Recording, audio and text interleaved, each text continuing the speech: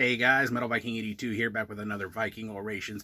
Got yet another review for you today, and this time I'm going to be talking to you about the forthcoming third full-length album from the band Black Knife, entitled Baby Eater Witch, due out October 30th through Wise Blood Records. And if you're not familiar with Black Knife, they are a black metal slash punk band out of Lexington, Kentucky that's been around since 2016, featuring Bast or based, I'm not exactly sure how they pronounce it.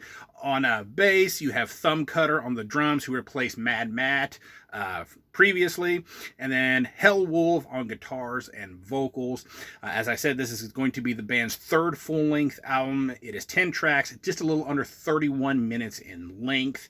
And I actually discovered this band with their 2021 album Murder Season, and have become a big fan ever since then. And needless to say, when it was announced that they were working once again with Wise Blood Records with last year's four-way split that they were on being their first collaboration, I was very excited, and even more so once the promo hit my inbox. So what do these evil black metal punks have in store for us? Well, the band wastes absolutely no time hitting you with that heavy, fuzzy bass and equally heavy guitar and the pounding drums the minute you hit play on this thing. As stated, the bass is thick-toned, it's nice and fuzzy sounding. It's just right up in the mix, laying down that solid backbone for all of the songs, and it kind of gives the whole atmosphere this really griminess. It just makes it sound, I don't know, it has a griminess to it. I just really love the bass on here. Hellwolf's guitar has that, heavy, dirty tone to it, hitting you with fast, punky style riffs with this, of course, black metal, and sometimes at times even traditional style heavy metal flair to it. When you get into the last track number 10, Crawling Through Your Guts to See the Light. This song to me has some serious mayhem-esque grooves at time to it. A good example of that, which it happens several times through the song, but a really good example of what I'm talking about, it happens at about 2 minutes and 3 seconds into the song. As soon as I heard that, I was like, man, that is like pure mayhem right there.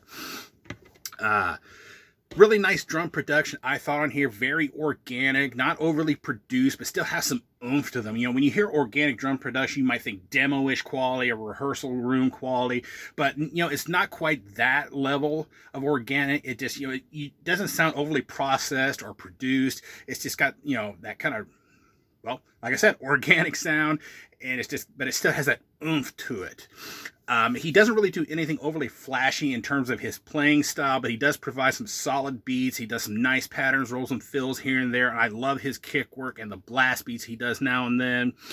Vocally, Hellwolf, I've always thought, had that kind of blackened, Athanar-ish style of delivery to him, with just a little bit of reverb thrown in on the vocals here at times.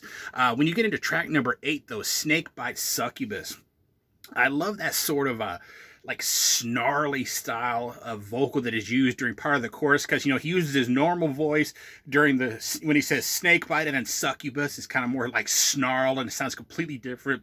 But I love that little interplay. And then, holy shit, after they repeat, snakebite succubus a couple of times, you get this almost, Slayer, angel of death-ish, high falsetto scream. And that happens several times throughout the song. And that is actually provided by drummer Thumb Cutter, which I thought was really cool because it comes way out of left field. You did not expect that when you're listening to it. One of the other things that I picked up while I was listening to this comes in track number 6, Evil Sex on Halloween, which, God, what a title. About 1 minute and 43 seconds into this song, this really odd kind of synthy part comes in, which is actually done by a guy named Andrew Quitter, I believe is his name. And it has this like 70s or 80s horror sci-fi film vibe to it. And I just love that heavy bass riff that's over the top of that little part. And then actually when you get back into track number 10, you actually get another case of that, really ominous, unsettling, horror-inspired synth noise coming in at about 2:44. So really well done. I mean, it just really sets the atmosphere and really helps to give it that creepy, evil vibe, I think. Overall, in my opinion, this is just another solid addition to this band's ever-growing catalog. It's raw, in-your-face aggression with a dirty, grimy atmosphere to it, here to really just unsettle you with its evil incantations and give you just nightmares that, will keep you up for days. Honestly, this is the perfect soundtrack to listen to on Halloween and during the Halloween season period, which is fitting because, as I stated earlier, it is coming out October 30th. On CD as well as vinyl, which will be available in 2 variants, 150 on translucent green and black, and 150 on translucent yellow and black. And then there's also going to be available on tape, again in 2 different variants. You have 100 on slime green and 100 on Baby Eater, which is basically like one of the completely wrapped, I don't know the exact term for it, but it's the the tape that has the wrapped artwork all the way around it. So that's the other edition. I would give this a solid 9 out of 10.